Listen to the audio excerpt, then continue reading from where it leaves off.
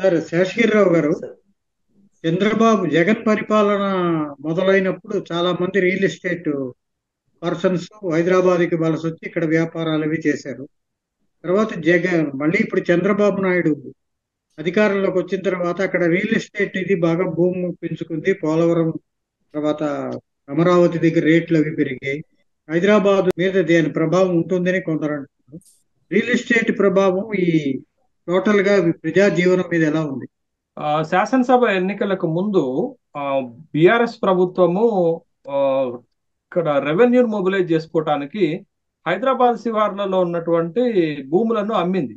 అమ్ముతున్నటువంటి సందర్భంలో ఒక్కొక్క ఎకరం 100 కోట్ల రూపాయలకు పోయినటువంటి సందర్భాన్ని మనం చూసాం. అంటే నీకు హైదరాబాద్ లో కానీ హైదరాబాద్ చుట్టుపక్కల శివార్లలో ఉన్నటువంటి ప్రాంతాలలో భూమి ఎంత విలువ కలిగింది అనేటటువంటి విషయాన్ని మనం చూడాలి. తర్వాత మీకు హైదరాబాద్ ని తన్నేటటువంటి నగరం ప్రపంచంలోనే లేదండి. అది చాలా, మీరు ఇండియాలో బెంగళూరు, ఇండియాలో ఆ మద్రాసు, తర్వాత మీకు వెస్ట్ బెంగాల్లో ఉన్నటువంటిది, తర్వాత ఇవి ఇవి చాలా కాస్ట్లీయెస్ట్. కానీ హైదరాబాద్ కి చాలా అంతకంటే మంచి మెరిట్స్ ఉన్నటువంటి సందర్భాన్ని చూసాం మనం.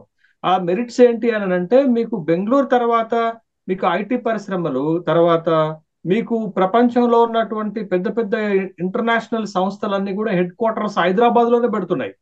అన్నిటికి మించి అసలు హైదరాబాద్ కు ఉన్నటువంటి ఒక గొప్పతనం ఏంటంటే ట్రొఫోసిటీ. మీకు హైదరాబాద్ లో ఉన్న వాతావరణము, హైదరాబాద్ లో నివసించడానికి ఉన్న అనుకూలతలు మీకు ప్రపంచంలో ఏ నగరంలో ఉండవండి. వాటికన్ సిటీ తర్వాత హైదరాబాద్ చాలా కంఫర్టబుల్, బెస్ట్ ఉంటుంది. మీకు ఏదో ట్రాఫిక్ సమస్య అవి చిన్న చిన్న పక్కన పెడితే, మొత్తానికి హైదరాబాద్ లో ఉన్నటువంటి వాతావరణం అనేది చాలా అనుకూలమైనటువంటి వాతావరణం.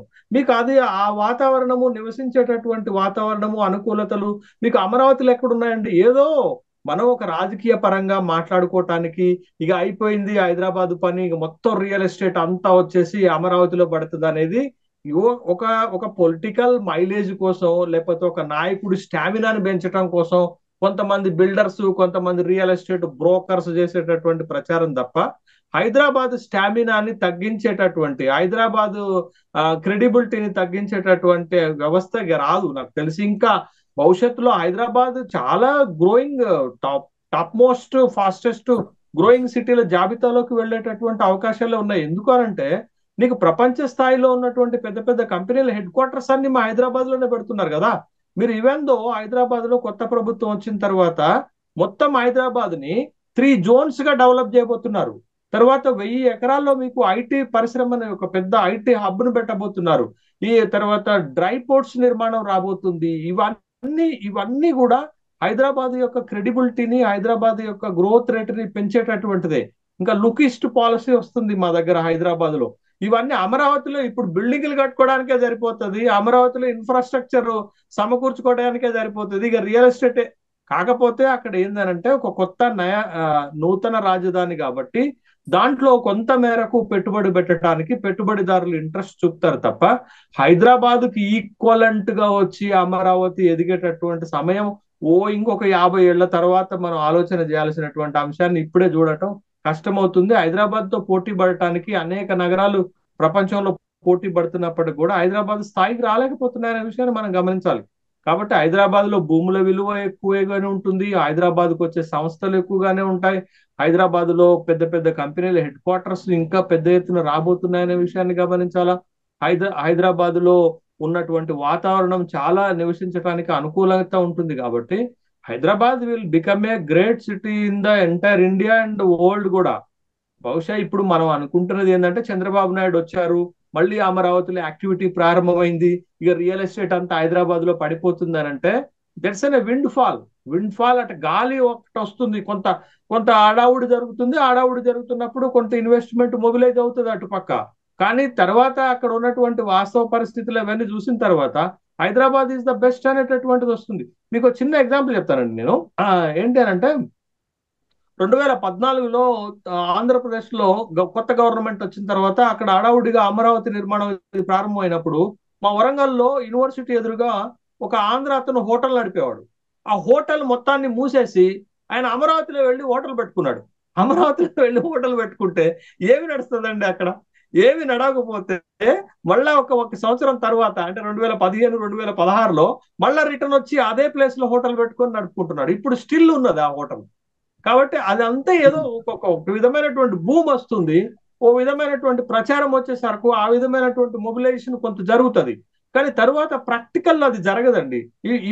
ఈవెన్ అట్ చంద్రబాబు నాయుడు కూడా ఆ భ్రమలు లేవు. చాలా స్పష్టంగా చెప్తున్నారు. ఏం చెప్తున్నారంటే పోలవరం కట్టడానికి ఇంకొక 4-5 ఏళ్ళు పడుతుంది అని చెప్తున్నారు. కానీ అమరావతి నయా రాజధాని కట్టడానికి ఇంకొక 10 ఏళ్ల కంటే ఎక్కువ పడుతుందండి. కాబట్టి ఇన్వెస్ట్మెంట్ పర్పస్ లో పోవచ్చేమో కానీ బిజినెస్ పర్పస్ లో అయితే ఇప్పటికిప్పుడు అది బిజినెస్ యాక్సెస్ ఇచ్చేటటువంటి అవకాశం మనకి కనపడట్లేదు. తర్వాత మీరు ఇందాక ఒక పొలిటికల్ ఇంట్రెస్టింగ్ లో ఓ ప్రశ్న అడిగారు, కాంగ్రెస్ పార్టీకి సీట్లు తగ్గాయి, లోక్సభ ఎన్నికల్లో కాంగ్రెస్ పార్టీ తక్కువ పెర్ఫార్మెన్స్ చేసింది అనేది ఒకటి అన్నారు మీరు. అట్లా కాదండి, కాంగ్రెస్ పార్టీ లోక్సభ ఎన్నికల్లో అనుకున్న స్థాయిలో పెర్ఫార్మెన్స్ చేయలేదు, కానీ దానికి సీట్లు తగ్గింది ఏమి లేదు. కాకపోతే భారతీయ జనతా పార్టీ ఊహించిన దానికంటే ఎక్కువ గెలిచింది, అది ఒప్పుకోవాల్సింది. కానీ బీఆర్ఎస్ పార్టీ అనుకున్న దానికంటే ఎక్కువ పడిపోయింది. ఈ పరిణామాలన్నీ జరిగింది ఏంటి అని అంటే, మీకు కాంగ్రెస్ పార్టీ గత 2 సార్లు జరిగినటువంటి లోక్సభ ఎన్నికల్లో, తెలంగాణ రాష్ట్రం ఏర్పాటైన తర్వాత జరిగిన ఎన్నికల్లో మొట్టమొదటి 2014లో 2 లోక్సభ స్థానాలు గెలిచింది. 2019కి వచ్చేసరికి 3 లోక్సభ స్థానాలు గెలిచింది. ఇప్పుడుకి వచ్చేసరికి 8 లోక్సభ స్థానాలు గెలిచింది. అంటే ఆ స్థాయిలో వాళ్ళ పెర్ఫార్మెన్స్ పెరిగినట్లుగా మనం చూడాలా. తర్వాత తన ఓటు బ్యాంక్ కూడా శాసనసభ ఎన్నికల్లో 39% వస్తే ఇప్పుడు 40% వచ్చింది. అంటే 1% తన ఓటు బ్యాంకును పెంచుకుంది. ఇది ఒక ఎత్తు అయితే, రెండోది భారతీయ జనతా పార్టీ కేవలం 8 శాసనసభ స్థానాలు ఉన్న Bharatiya Janata party, 14% vote bank ఉన్నటువంటి భారతీయ జనతా పార్టీ ఏకాఏకిన 8 లోక్సభ స్థానాలకు వెదగటము, తర్వాత తన ఓటు బ్యాంకుని +21% పెంచుకుంది. అంటే 35% ఓటు బ్యాంకు పెంచుకుంది. అంటే గణనీయంగా తన ఓటు బ్యాంకుని భారతీయ జనతా పార్టీ లోక్సభ ఎన్నికల్లో పెంచుకుంది. అట్ ద సేమ్ టైము గతంలో 9 లోక్సభ స్థానాలు గెలిచినటువంటి బీఆర్ఎస్ పార్టీ ఇప్పుడు 0కి పరిమితమైంది. శాసనసభ ఎన్నికల్లో 37% ఓటు బ్యాంకు తెచ్చుకున్నటువంటి బీఆర్ఎస్ పార్టీ 17%కి పడిపోయింది. అంటే -20% ఓటు బ్యాంకు పోయింది. ఈ -20% +21% గా భారతీయ జనతా పార్టీకి యాడ్ అయింది. అంటే బీఆర్ఎస్ కు తగ్గినటువంటి ఓటు బ్యాంకు బీజేపీకి యాడ్ అవ్వటం వల్ల బీజేపీ అనుకున్న దానికంటే కూడా వాళ్ళ లోక్సభ స్థానాల సంఖ్యను డబుల్ గా పెంచుకుంది. ఇంకొక అబ్జర్వేషన్ ఏంటంటే, భారతీయ జనతా పార్టీ గతంలో గెలిచిన 4 లోక్సభ స్థానాలను రీటైన్ చేసుకోగలిగింది. ఆ 4 లోక్సభ స్థానాలతో పాటు అదనంగా ఇంకొక 4 లోక్సభ స్థానాలను పెంచుకుంది. అది కూడా హైదరాబాద్ శివార్లలో. సికింద్రాబాద్ ఒకట, మల్కాజ్గిరి ఒకట, సేవెళ్ళ ఒకట, మెదక్లో ఒకటి పెంచుకున్నారా. అంటే ఆ చుట్టుపక్కల ఉన్నటువంటి ప్రదేశాల్లో తన బలాన్ని పెంచుకోవటం వల్ల భారతీయ జనతా పార్టీ ఇప్పుడు మనకి బలంగా కనపడుతుంది. అయితే బీఆర్ఎస్ కు తగ్గినటువంటి ఓటు బ్యాంకు గంపగుత్తగా బీజేపీ వైపు వెళ్ళింది. అది కాంగ్రెస్ కి కొంత వచ్చి ఉంటే కాంగ్రెస్ కూడా కొన్ని లోక్సభ స్థానాల్లో గెలిచేది, ఇంకొక 2-3 స్థానాల్లో.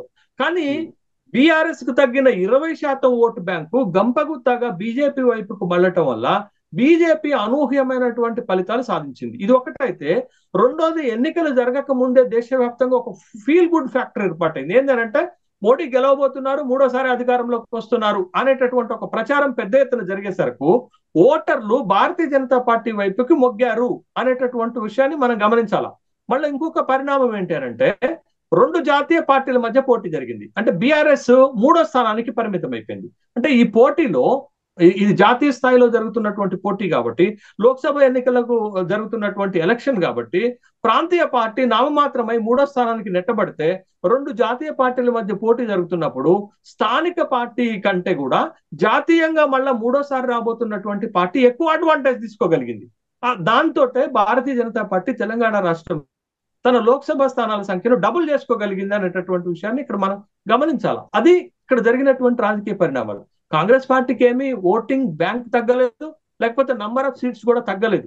కానీ ఊహించిన దానికంటే భారతీయ జనతా పార్టీకి ఓట్ల శాతం పెరిగింది, సీట్ల సంఖ్య కూడా పెరిగింది. దాంతో మనకి Bharatiya Janata party second place లోకి వచ్చి ఒక బలమైనటువంటి ఒక జాతీయ పార్టీగా కాంగ్రెస్ కి పోటీ ఇస్తుంది తెలంగాణ రాష్ట్రంలో. బట్ అదే స్థాయిలో బీఆర్ఎస్ తగ్గిపోయింది. ఇప్పుడు కాంగ్రెస్ పార్టీ ఏం చేస్తుంది, తన రాజకీయ వ్యూహాన్ని మార్చుకుంది తెలంగాణలో. ఏంటి, బీఆర్ఎస్ తగ్గుతుంటే బీజేపీ బలపడకూడదు. బీజేపీ బలపడకూడదు అంటే ఏం చేయాలనేటటువంటి ఒక రాజకీయ వ్యూహంలో భాగంగానే కాంగ్రెస్ పార్టీ ఇప్పుడు బీఆర్ఎస్ లో ఉన్నటువంటి ఎమ్మెల్యేలను ఎమ్మెల్సీలను తన వైపుకు తిప్పుకుంటుంది. ఇది ఒక రాజకీయ ఎత్తుగడ. ఎందుకు?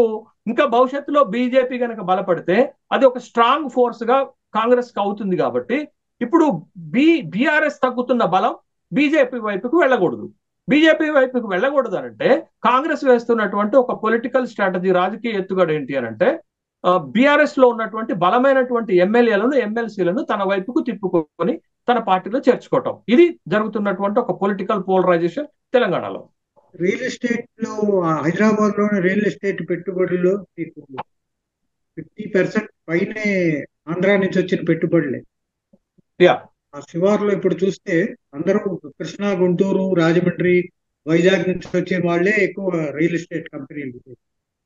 ఇప్పుడు ఈ అమరావతి నేపథ్యంలోని వీళ్ళు మళ్ళీ వెనక్కి వెళ్ళే అవకాశం ఉంటుందా, లేకపోతే వీళ్ళు ఇంకొక బ్రాంచ్ అక్కడ తెరుస్తారా?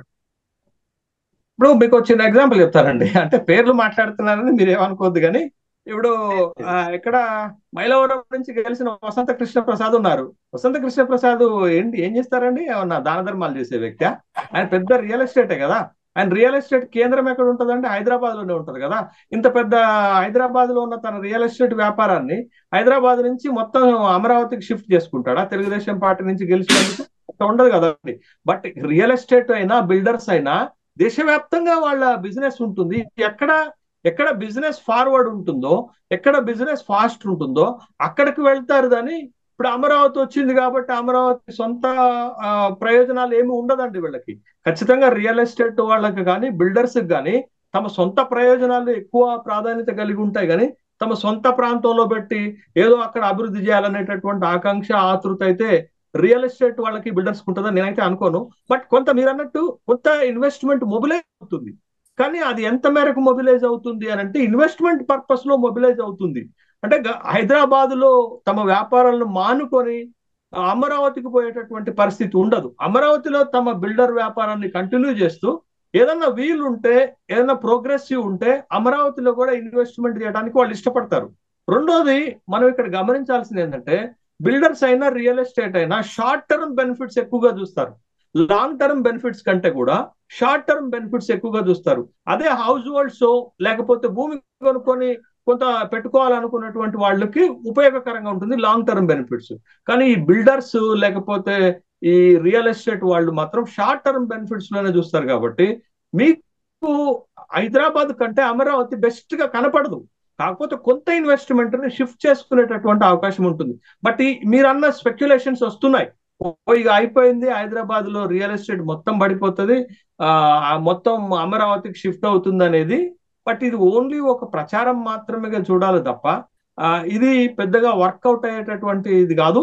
గతంలో ఇలాంటి ప్రచారం జరిగింది, ఏమైంది? మీరు అంటారేమంటే ప్రభుత్వం మారింది, తర్వాత ప్రయారిటీస్ మారే, అమరావతిలో రాజధాని తరలిపోతుంది అని అనేటటువంటి అభిప్రాయం వచ్చింది. కాబట్టి హైదరాబాద్ లో అట్లనే. Hyderabad is ever green.